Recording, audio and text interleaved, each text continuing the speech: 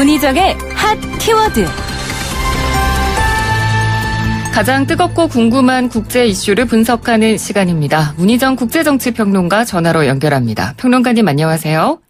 네, 안녕하세요. 네, 최근에 일본에서 치러진 중의원 보궐선거에서 아베 총리의 정당이죠. 자민당이 한석도 얻지 못했다고요? 네, 그렇습니다.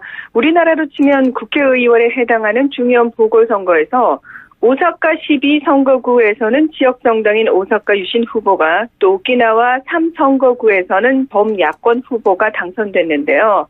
비록 두 곳에 불과하지만 오는 7월 참의원 선거에 앞서서 민의를 가늠할 기회였다는 점에서 아베 총리와 자민당은 상당히 당혹해하고 있는 것으로 알려졌습니다. 네. 지난 2012년 2기 아베 내각 출범 이후 총 7차례 중의원과 참의원 보궐선거가 치러졌는데요.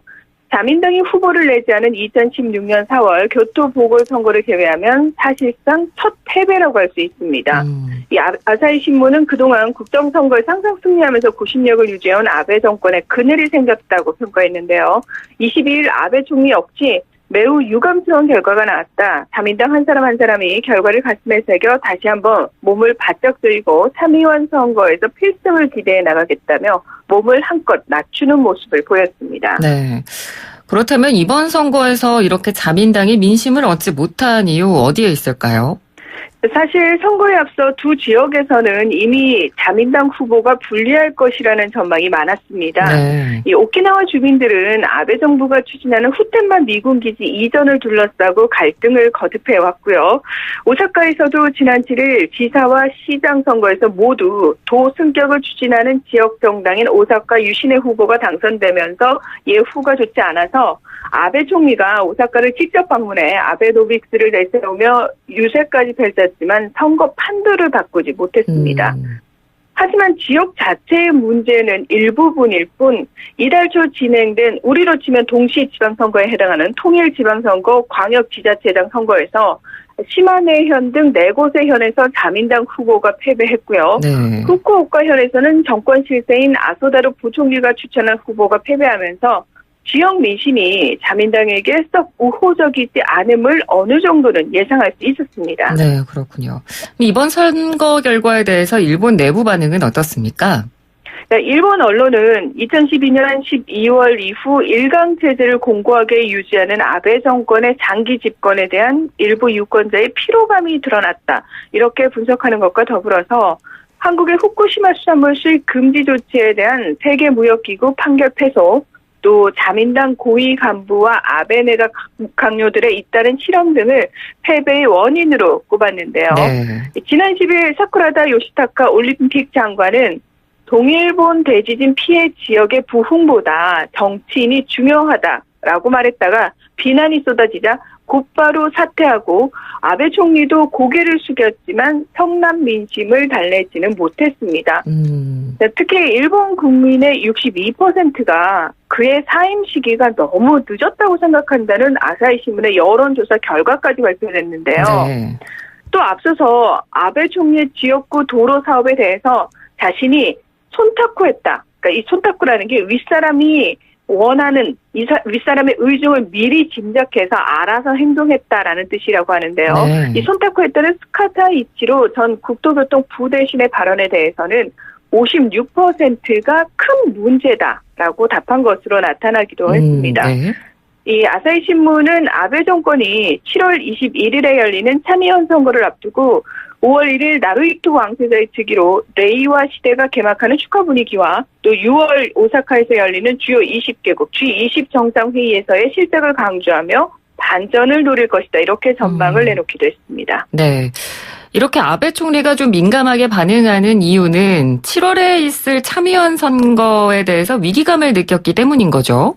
그렇습니다. 이 참의원 의원의 임기는 6년으로 이 선거는 3년에 한 차례씩 절반가량의 선거구에 대해서 실시가 되는데요. 네. 7월 21일 실시될 예정인 참의원 선거에서는 124개 선거구가 선거 대상입니다. 참의원은 사실 중의원에 비해서 권한이 거의 없다시피 하지만 아베 총리가 밀어붙이고 있는 헌법 개정에 있어서는 중의원과 같은 권한을 가지기 때문에 더 민감할 수밖에 없는데요. 네. 23일 산케이 신문은 지난 7일 실시된 이 광역자치단체 의회 선거의 득표율을 분석해서 자민당이 전체 의석수의 절반에도 못 미치는 의석을 확보할 것으로 예상된다는 보도를 내놨습니다. 그러니까 공명당과 열림내각을 이루는 자민당은 이번 중의원 보궐선거에서는 의석을 늘리지 못했지만 두 여당 연합 의석수는 312석으로 의석 점유율이 67.1%에 달해서 중의원에서는 여전히 3분의 1을 넘어서서 개헌선에 있어 안정권인데요. 아베 정권은 참여연 선거에서도 이 3분의 2 이상의 개헌선을 확보해서 일본을 전쟁 가능한 국가로 탈바꿈시킨다는 계획을 가지고 있습니다. 네. 하지만 상케이의 이번 예측 결과에 따르면 자민당은 연립 여당인 공명당과 또 개헌의 우호적인 일본 유신회의 힘을 빌려도 이를 확보하기 어려울 것으로 예상됐는데요. 이는 7월 참여연 선거 대상인 선거구의 민심이 자민당에게 특히 부정적으로 나타났기 때문입니다. 네. 그러니까 결국은 헌법을 개정하는 것이 아베 총리의 목표인데 그럼 아베 총리가 왜 헌법을 바꾸려고 하는 건가요? 그러니까 일본 헌법 제9조는 평화헌법이라고 불리는데요. 네. 그 내용이 1항에서는 일본 국민은 정의와 질서를 기조로 하는 국제평화를 성실히 희구하며 국제 분쟁을 해결하는 수단으로서 국권이 발동되는 전쟁과 무력에 의한 위협 또는 무력의 행사는 영구히 포기한다라는 내용을 담고 있고요. 네. 2항은 제1항의 목적을 달성하기 위하여 육해 공군 그 밖의 전력을 보유하지 아니한다. 국가 교정권을 인정하지 아니한다. 그러니까 한마디로 전쟁을 포기하고 정식 군대를 가지지 않겠다고 선언하는 조항을 담고 있습니다. 네. 따라서 이 헌법 조항을 바꾸지 않으면 그 다른 보통의 나라들처럼 교전을 할 수 있는 군대를 가질 수가 없는데요. 아베 총리를 비롯한 우익 정치인들과 극우파들은 끊임없이 이 평화헌법의 폐기나 개정을 주장해왔습니다.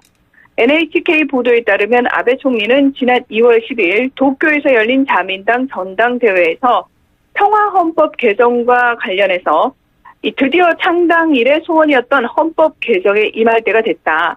자위대는 이제 가장 신뢰받는 조직이 됐다. 헌법의 이를 단단히 명기해서 위헌 논란의 종지부를 찍는 책임을 완수해야 한다라고 강조하면서 헌법 개정에 대한 강한 의지를 재천명하기도 했습니다. 그러니까 이 아베 총리는 이 자위대를 가져야 한다라는 걸 공식적으로 헌법을 통해서 천명을 하고 싶은 거네요. 그렇습니다. 네. 2015년 9월 19일 자민당이요. 집단적 자위권인 안보 법안이라는 걸 표결로 밀어붙여 통과를 시켰는데 네. 이게 무슨 내용이냐면 사실 이것 때문에 우리나라에서도 조금 논란이 됐었습니다. 예. 그러니까 타국, 동맹국이 공격을 받았을 때 자위대가 개입할 수 있도록 하는 내용을 담고 있어서 사실은 평화헌법에도 위배가 되거든요. 네. 그러니까 이 법안 때문에 우리나라에 만약에 문제가 생겼을 때 자위대가 들어올 수도 있다라는 논리가 성립하기 때문에 사실 논란이 됐었거든요. 네네. 이 자위대 많이 들어보셨을 텐데 국가 방위를 담당하는 준군사 조직으로 방어는 하되 선제 공격은 할 수 없고요. 또 헌법의 근거가 없기 때문에 비판의 목소리가 상당히 많은데요. 아베 총리는 바로 이 부분과 관련해서 이 구조에 전쟁 포기를 담은 1항과 전력 보유 불가를 명시한 2항을 그대로 두고 네. 구조의 2라는 걸 신설해가지고 총리를 최고 지휘 감독자로 하는 자위대를 보유한다는 규정을 새로 넣은 개헌안을 제시했습니다. 네. 그리고 일단 이 개헌안이 통과되게 되면 구조의 1항과 2항도 수정하는 2단계 개헌을 통해서 일본을 전쟁 가능한 국가로 변신시키려는 야욕을 가지고 있는데요. 올해 개헌안을 발의하고 국민투표에서 통과시킨 다음 내년부터 시행하겠다는 계획을 반복적으로 밝히고 있는 상태입니다. 네. 그럼 이 아베 총리의 이런 의지, 평화헌법 개정에 대한 의지에 대해서 일본 국민들의 반응도 궁금합니다. 네. 어떨 것 같으세요? 글쎄요. 네. 네. 그러니까 우리가 생각할 때 일본은 무조건 일본 자신들의 군대를 가지고 싶어 하지 않을까라고 생각하기 쉬운데요. 네. 사실은요, 일본이 그 제2차 아시아 태평양 전쟁의 패배의 책임을 고스란히 떠안지 않았습니까? 예. 그 부분과 관련해서 일본 국민들은 아직까지 트라우마를 가지고 있는 국민들이 상당히 많습니다. 그래서 평화헌법을 지지하는 사람들이 많다가 대체적인 분위기라고 생각하시면 되는데요. 예. 근데 아베 총리가 사실 그래서 더 신경을 써야 할 부분은 참여연 선거에서 개헌선을 확보하는 것이 아니라 실은 국민들의 여론을 찬성적으로 모으는 일이라고 할 수 있는데요. 그러니까 헌법 개정은 의원 3분의 2 이상 찬성에 의한 발의가 되더라도 국민투표를 통한 과반수의 승인의 절차를 반드시 거쳐야 하기 때문입니다. 네. 그러니까 일본 교토통신이 지난 11일 보도한 내용에 따르면 응답자의 54%가 아베 총리 재임 중 헌법 개정에 대해서 반대한다고 답한 것으로 나타났는데요. 특히 헌법이 개정되면 2020년에 시행하겠다는 아베 총리의 계획에 대해서는 58%가 반대를 해서 찬성 39%보다 높았습니다. 네네. 이 개헌 논란의 핵심인 평화헌법 조항 9조의 개정에 대해서는 찬성 45%, 반대 47%로 의견이 비슷했는데요. 다만 응답자의 67%는 일본이 패전 후 74년간 해외에서 무력 사용을 하지 않은 것이 헌법 구조가 있었기 때문이라며 평화헌법에 대해서 긍정적인 생각을 가지고 있는 것으로 드러나서 아베 총리의 개헌이 결코 쉽지 않음을 알 수 있습니다. 네, 알겠습니다. 오늘 말씀 잘 들었습니다. 고맙습니다.